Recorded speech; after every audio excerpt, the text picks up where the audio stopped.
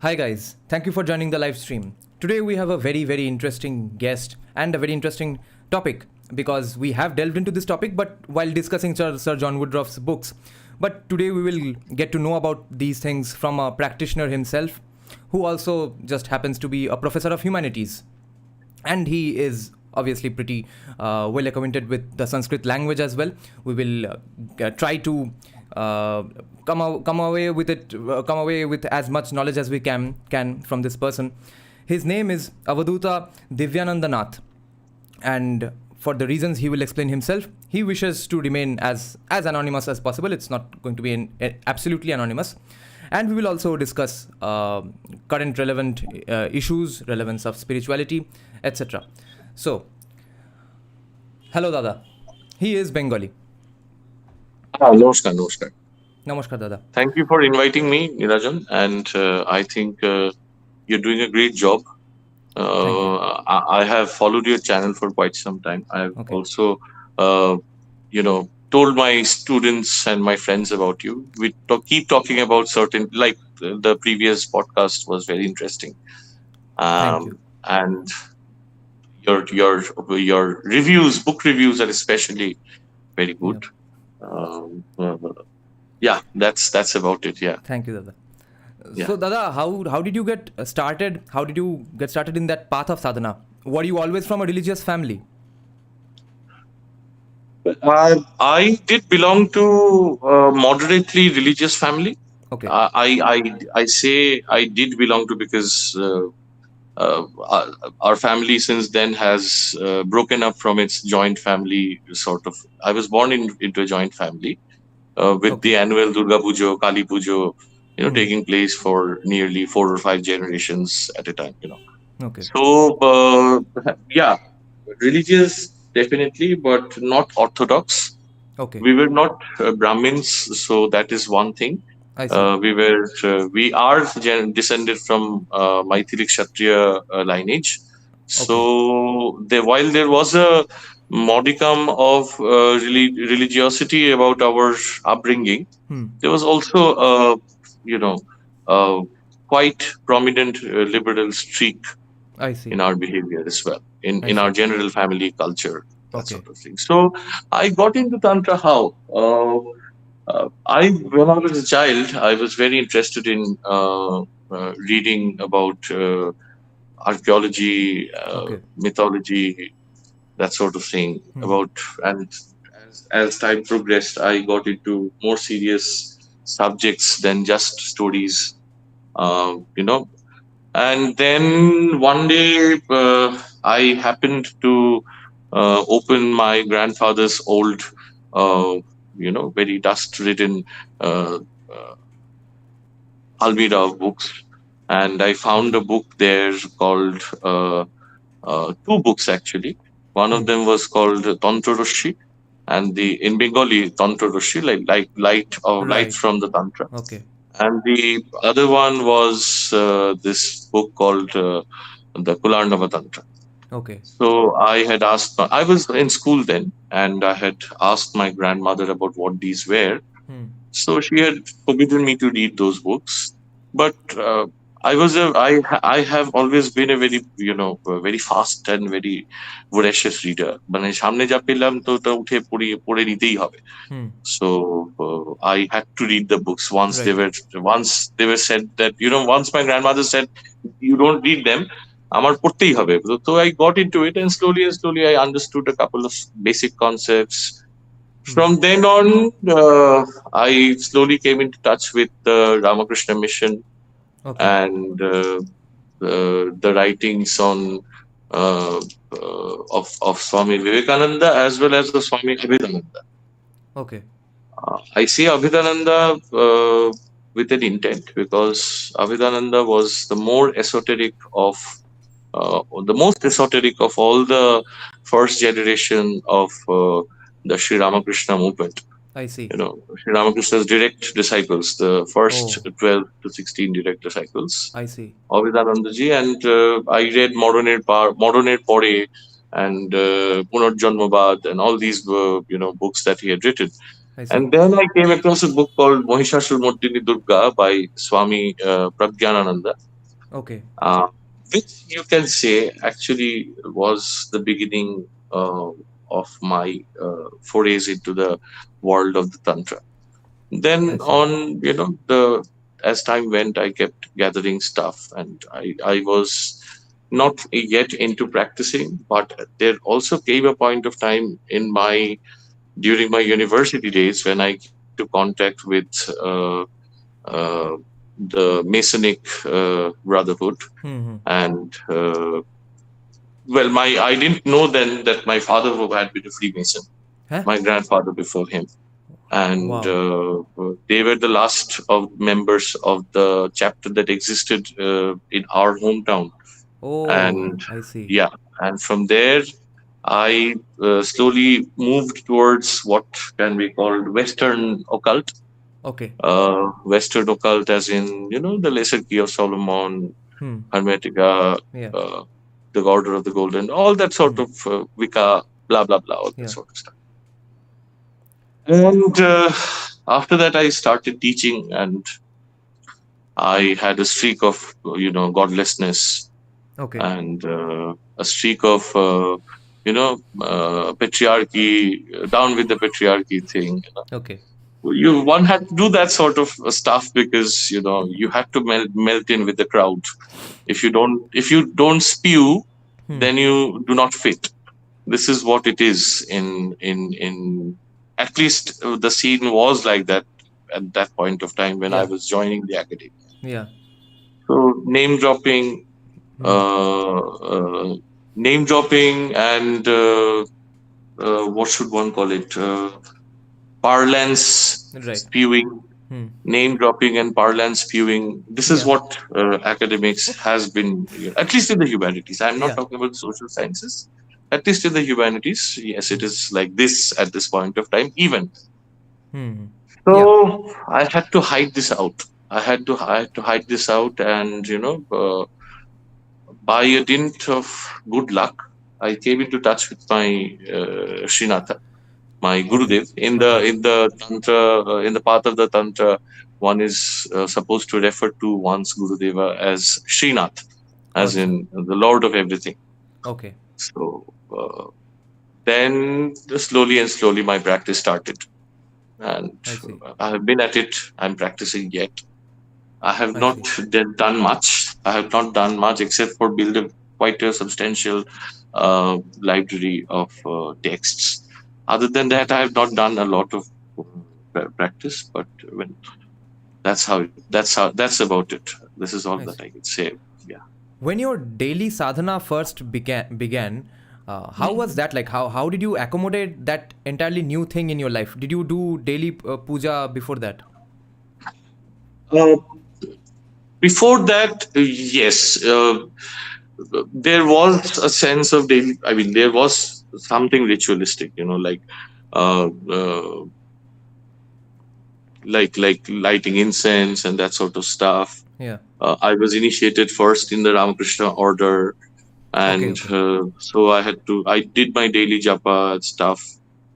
Then I my see. Upanayana happened, and Oh. I did the Gayatri for the Trisandhya. I used to do Acha. the Trisandhya. Acha. So yeah, and on top of that, there was this the set of pujas that our family used to do every year. Hmm. Our family does this whole circuit even now, Okay. and they that sort of kept me in the loop.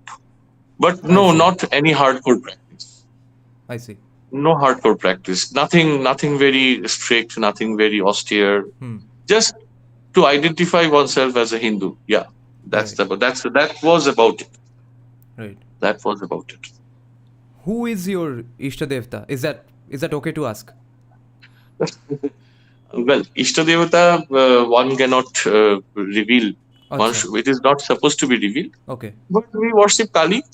Acha. So Kali is our Kuleshwari, Oh, acha. and she is the presiding deity of the lineage I am Okay. initiated in. I see. So we basically belong to the Urdhvamnai lineage of Adi Shankara.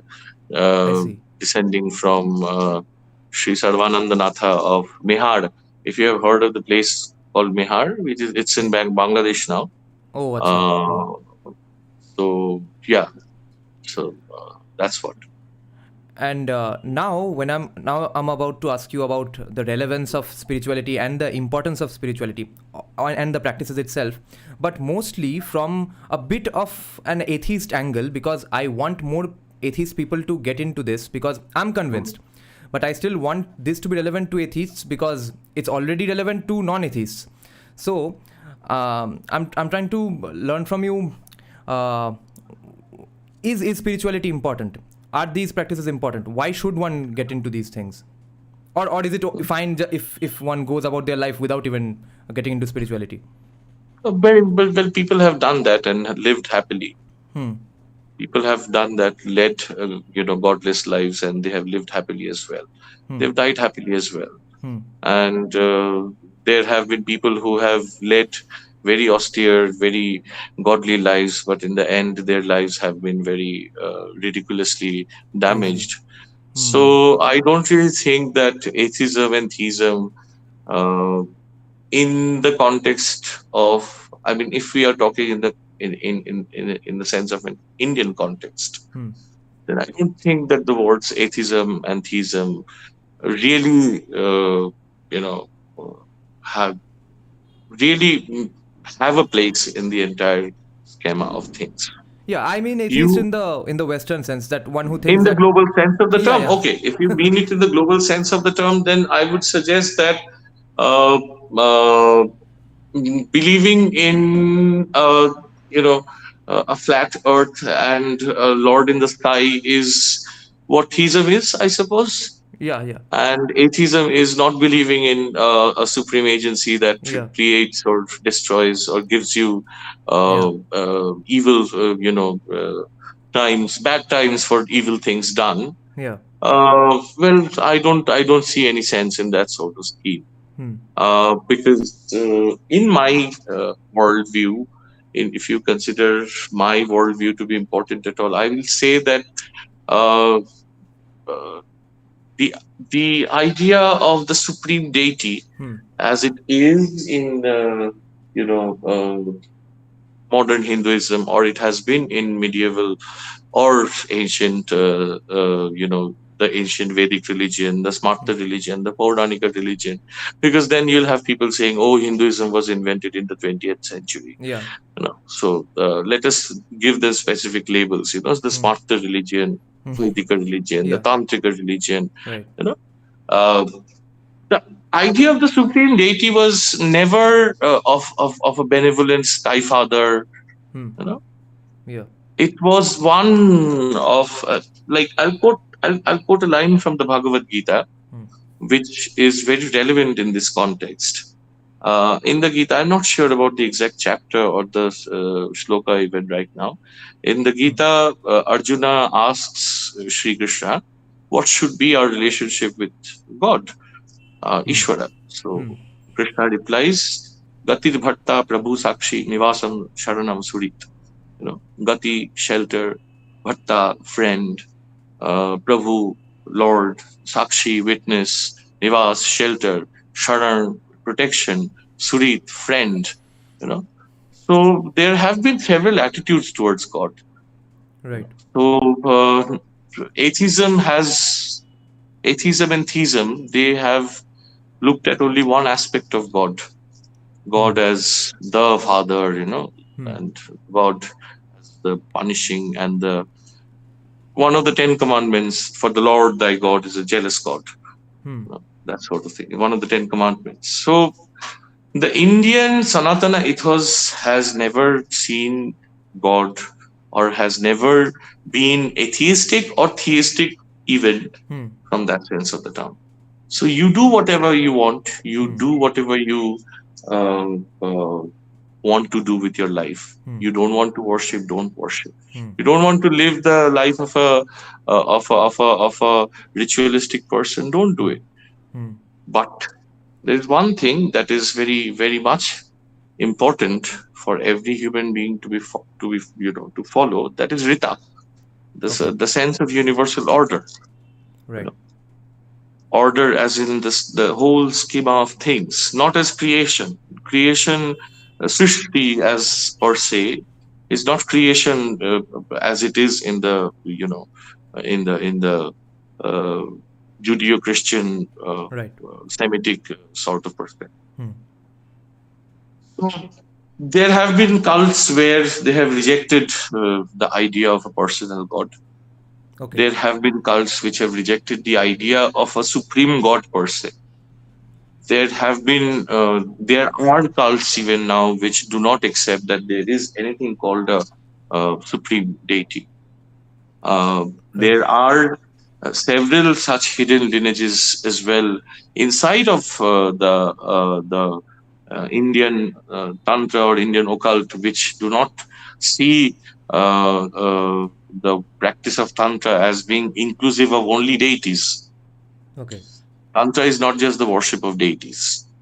Okay. It is, it isn't what people generally think, black magic, Yeah. sitting in the crematorium, doing Yeah. yagya and this and that. These are acharas. These Right. are just ways of behavior. These Yeah. aren't really the core of of Indian spirituality. So even my point is, even if you do not believe in a supreme God, Hmm. even then you definitely can be spiritual. Okay. You definitely can be spiritual even if you do not believe in the uh, supremacy of karmic output. Yeah. Even then you can be spiritual, highly spiritual, highly spiritual. I have met such people, and if you consider people like Coleridge, Samuel Taylor Coleridge, Okay. if you have read Kubla Khan, No, I the haven't. first 16 lines will the first 16 lines of the poem will definitely give you a very straight away answer to what your question is. you know Try Okay. reading it sometime. Okay. Uh, then what would that person's spirituality be like, or what would his daily life look like? In what way would he be spiritual? He or she would be spiritual in a way that matters. you know in a way that matters. It is more important, like Vivekananda once said, and it is one of his very well often quoted statements. To do good and to be good, that is the whole of religion. I see. So not harming others, not harming a creature by word, thought, or action. Hmm. Uh, Trying to help life in all its forms, trying not to cause damage to the world around you, Hmm. trying to repair the damage in the world around you. Uh, Most importantly, examining your own self for your actions Hmm. and your decisions. That Right. possibly is what uh, is more important than doing rituals and puja and that sort of stuff. You do puja with a lot of fanfare, and in your mind you're still not you're concerned about how good your puja looks, but not Hmm. about how much you have actually given of your own mind to the deity. That sort of puja doesn't really. Now people will say, "Ha, this is my culture. This is that. Hmm. আমি করবো না নাকি পুজো, আমি এই নাকি সেই নাকি ইত্যাদি Hmm. ইত্যাদি." But my point is that কি লাভ? তুমি করলে পুজো, ঢাক বাজালে, ঢোল বাজালে, করলে পুজো, তারপরে বাড়িতে গিয়ে তুমি start scheming about how to how to pull down your colleague at work. Hmm. So what good does it do? Doesn't make any sense. You're again wrapped up in the cycle of karma. Bad karma Right. will follow you. Yeah. And that is what has always confused me, now that I'm not entirely atheist, and I think this situation confuses all atheists as well. That how can religious people do anything bad? Why are they even religious then? What are they thinking when they are doing those bad things, that God will forgive them because of a puja?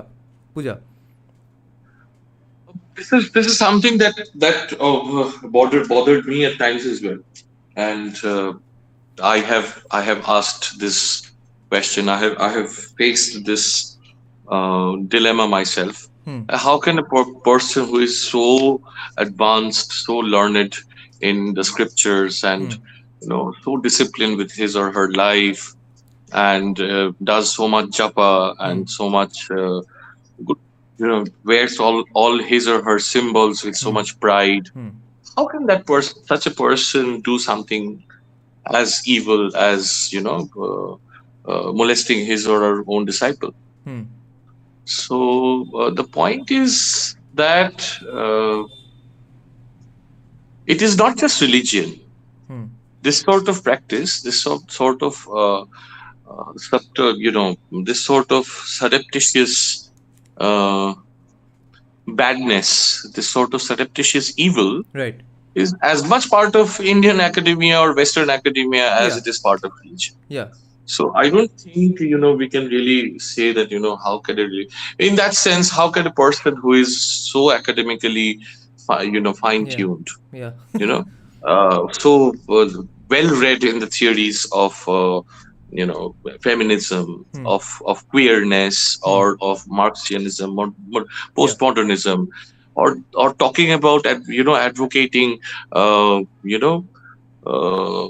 was that thing that happened in Calcutta a couple of years back? Me too. What was it? Slut walk or something like Yeah, that? yeah. Me too, Yeah. slut walk, all those things. Me Too. No, Me Too was much later.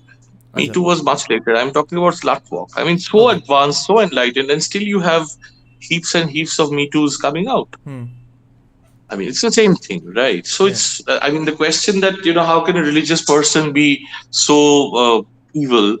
It's almost the same as asking us how can a person who is so enlightened, molest a woman or a man who has come to him or her for some sort of advice about their career. Yeah. I've seen a lot of it, I've seen a lot of it wherever I have been, from, Delhi down to Bangalore, wherever lit fests have been taking place. I've seen it all happen right in front, because I told you about this streak of my bohemian streak that was going Right. on.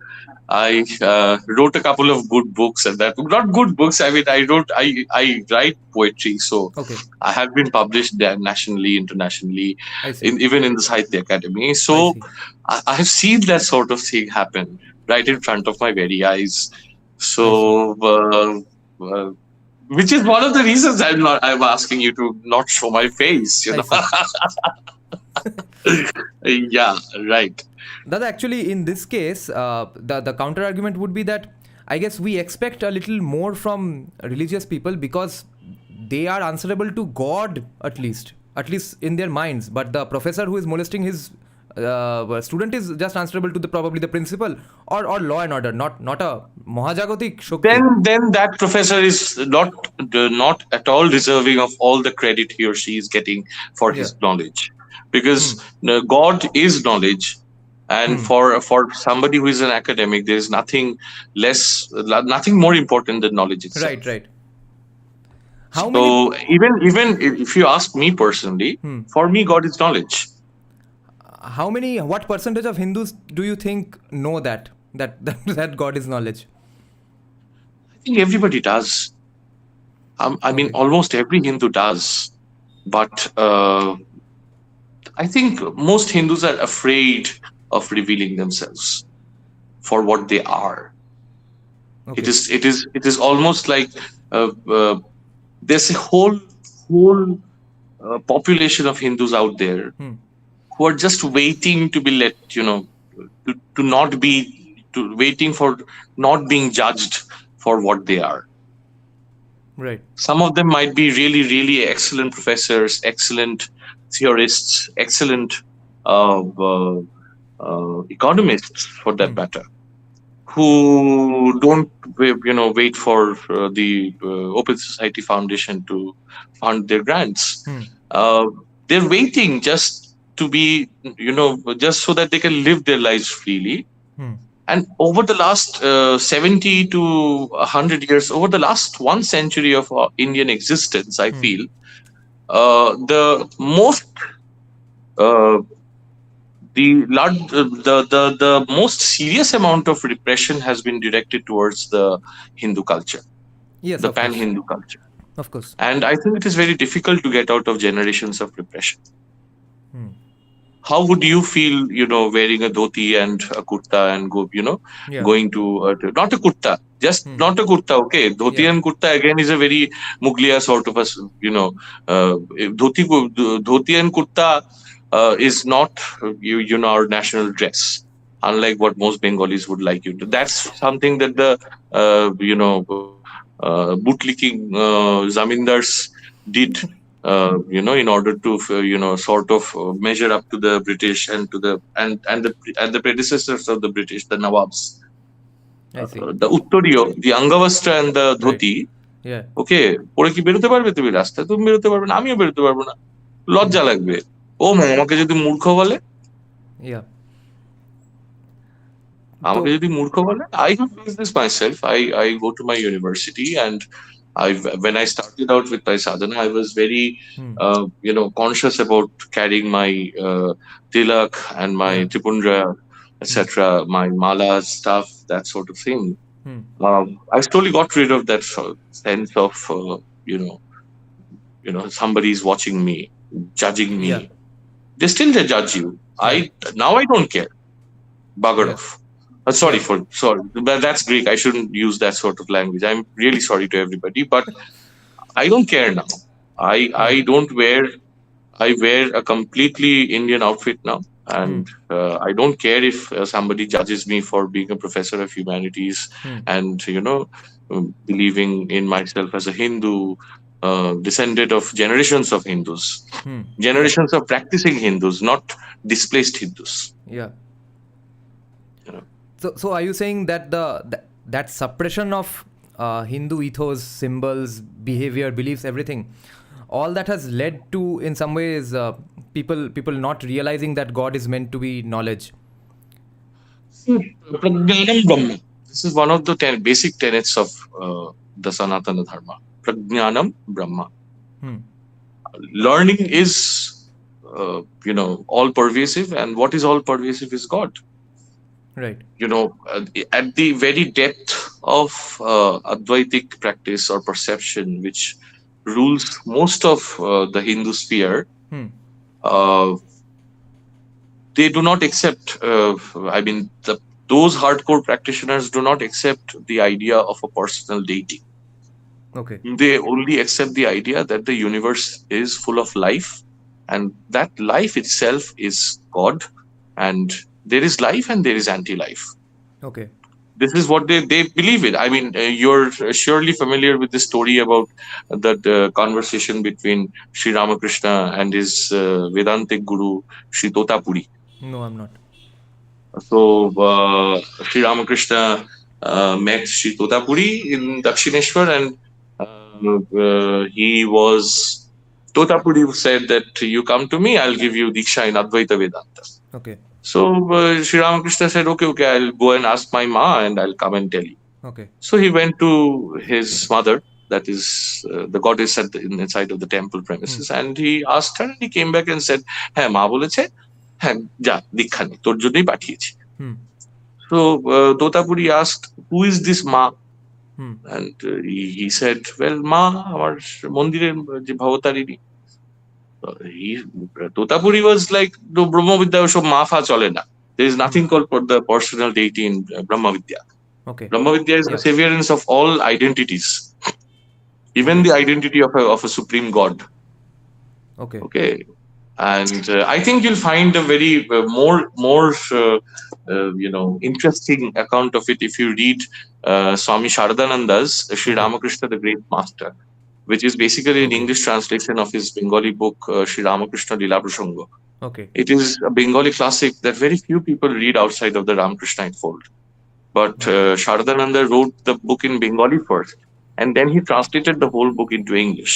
And the English is of the finest classical order. Okay. I've met few authors in the history of English literature or literature written in English who had more control over the language, who can profess this much control over the language like Swami Sharadananda does. I suggest you read it. This is what it is essentially. Even if you don't accept. There's no God. Yeah. So the Buddha said, yet the Buddha practiced the highest levels of Tantra. Okay. Well, think about Vajrayana. Vajrayana does not consider the supremacy of any deity. Yeah. There are deities, but there is nothing called a supreme god. Yeah. So is that not Tantra? Yeah. It is.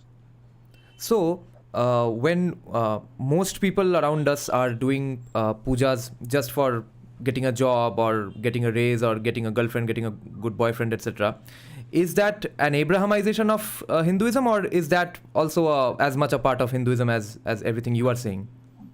Well, Abrahamization, everything around us, everything that the Hindu culture at this point of time has to deal with on a day-to-day basis. Almost everything, 90% of the external stimuli that the Hindu religion has to deal with on a day-to-day basis is basically an attempt towards Abrahamizing the Hindu culture. Yeah.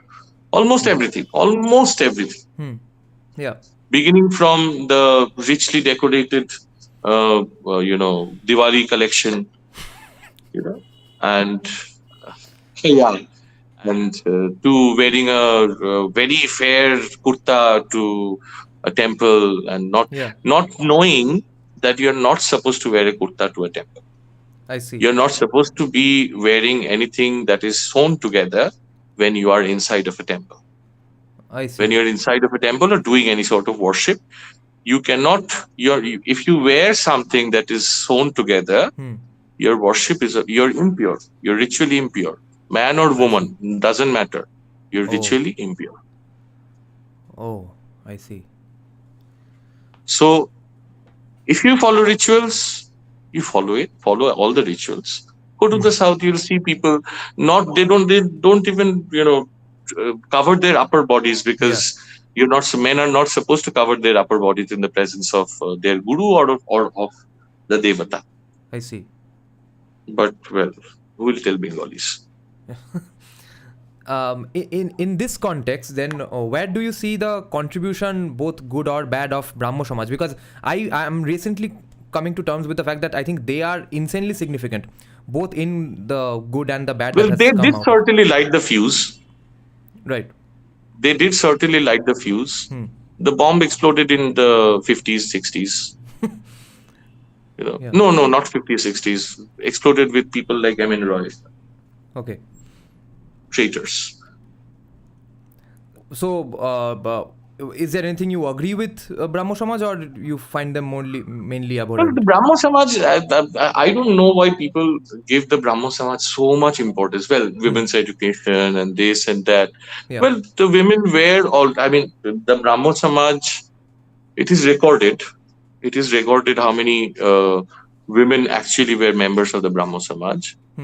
And they advocated free mixing of the sexes. That is one thing. Okay. But then, this was already there in Bengal even before that. This was, I mean, there is this concept of women being always behind the parda. Yeah. If that is true, then how do we explain people like Rani Bhavani, Rani Bhavashankari, and Rani Rashmani, for that matter?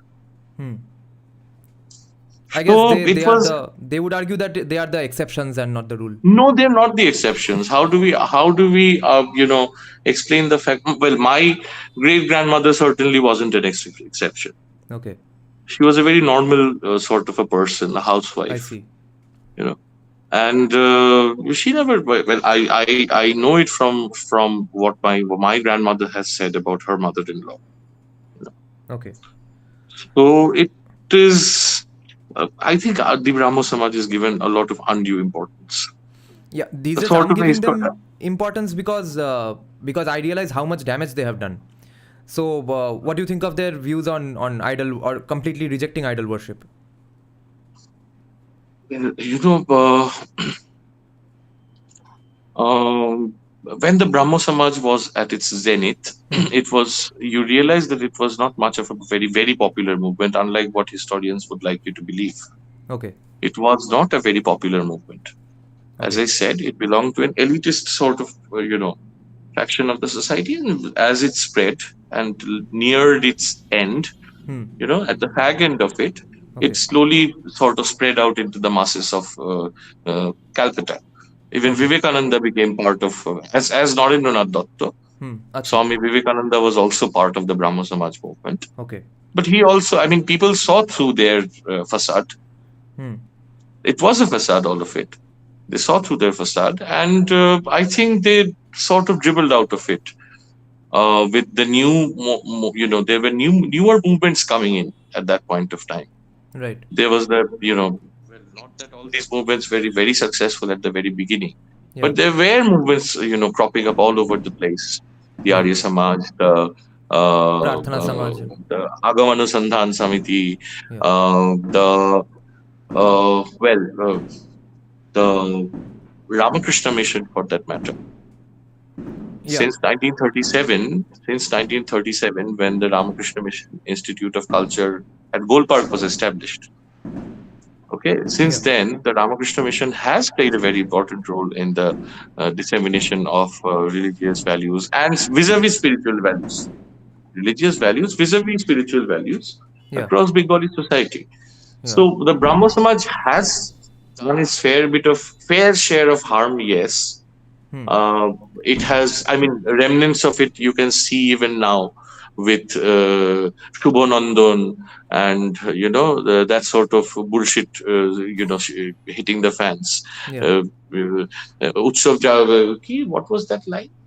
Dharma Jarjar, na Dharma Sabhar Utsav. Yeah. What was that line? Remind ধর্ম me. যার যার উৎসব সবার. Yeah, that sort of crap. Yeah, that And seems to be the mainstream view, the Brahmo Samaj view. no, it's not mainstream. It's elitist. It's foolish. Yeah, yeah, it's the It's elitist. Kolkata It's elite is foolish. the. It's elitist and it's foolish. It is very very wannabe. It's a wannabe avenue. It's an avenue of wannabes. Right. They don't understand what they're saying. You Okay. go and ask them, they will not be able to tell you Utsav card and Dharma card. They won't be able to say what is Utsav. Where is the Utsav, my dear? If Dharma is out Yeah. of the equation, where Yes. is the Utsav? Yeah. In the food, हाँ तो ठीक है, तो dim भात तो होच्छे, तो dim भात खाओ. So you don't see any argument in favor of rejecting idol worship. Every man to his own taste. Okay. Every man to his own taste. Right.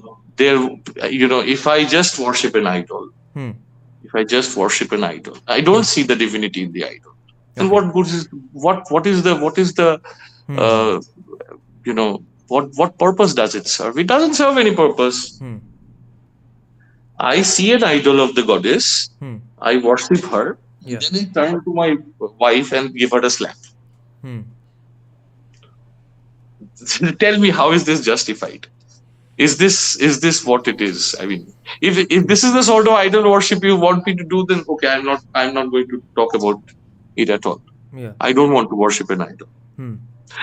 We don't worship idols. We are not idol worshippers. We are not idolaters. We worship the divinity in idols. Yeah. Remember, we don't only worship idols. We worship stones. We Yeah. worship the sun. We worship the moon. We worship the granary. We worship the broom. Yeah. We worship the broom. We worship the rivers, ponds, lakes, mountains, the sky, the earth. Yeah. Time, All of these. existence, everything we worship. Well, pantheism. Some would like to say, pantheism, but I think it's more than pantheism. It's the belief that the whole universe that we live in is permeated by divinity. Okay. Whether it is a menstruating woman or a man who is unclean physically,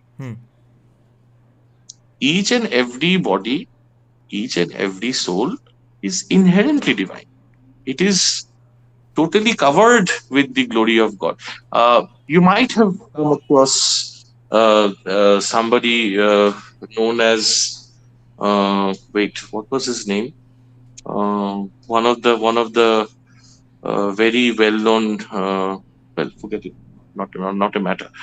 So this glory of divinity, this glory of life, is what is what has been defined in the Upanishads as Shrinvantu Vishve Amritasya Putra Aye Dhamani Divyani Tastu Vedahametam Purusham Mahantam Adityavarnam Tamasa Parasta. Listen to me, O children of immortal bliss. I have seen that effulgent Purusha. Now here people will say, oh, why Purusha, why not Shri? Well, Purusha does not mean man. Yes. In Bengali it means man possibly, but in Sanskrit Purusha means a human being. Okay. Just like Putra, Putran, not Putran Dehi, Konnang Dehi, Putring Dehi, that sort of, again, grammatical fiasco. Yes. Well, Putran Dehi, Daran Dehi, Putran again is not just a male child, but also a female child. Okay. This is where people will say, oh, why only Putro, why not Putri? Are bhai, yes, Putri. Otherwise, who will carry on the lineage of, who will bear the children in the future? Yeah. Not that women are only meant to do that. I'm not subjectifying women. Yeah. But the idea that the ancients had was this, each person, each individual has his or her own role and place. Follow your place. Stick to this rigorous practice of following your your ancient customs. I think I'm getting derailed now. I'm sorry. Right. No, it's fair. How would you define God in the Hindu sense? What is God? God is life. Okay. God is life and the absence of it as well. How does then because I know this is true, that how or why does mantra japa actually improve things in your life? What's the connection going on here? Okay. What did you? What's your background? Your academic background. Academic background. I'm a college dropout. Journalism third year. Okay. So what would you do before exams? The evening before exams. Yeah, study. Study what exactly? Study the subject. Why? Because I'm preparing for it. And for what? And I want to get good marks in that, so that I can answer as many questions as possible. So how are you so sure that revising these questions and answers are going to get you good marks the next day? Because I have collected a lot of information, and the skimming through the revision part will help me keep my brain warmed up for giving the... Exactly. Now, mantra japa,